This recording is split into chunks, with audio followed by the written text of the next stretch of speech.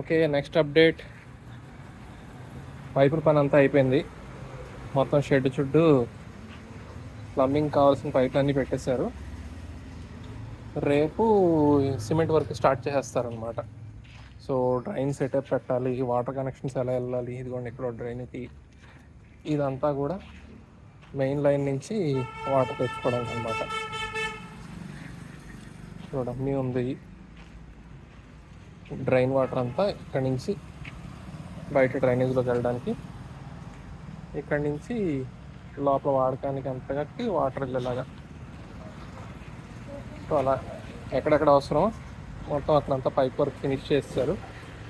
రేపు cement work చేస్తే ఒక షేప్ వచ్చేస్తుంది అనమాట. ఇంకా సిమెంట్ వర్క్ అయిపోయిన తర్వాత అప్పుడు పార్టిషనింగ్ చేసుకుంటాం. సో ఇది టీ పాయింట్ పెట్టే కార్యక్రమంలో నెక్స్ట్ అప్డేట్. తర్వాత అప్డేట్తో మళ్ళీ కలుసుకుందాం. బాయ్.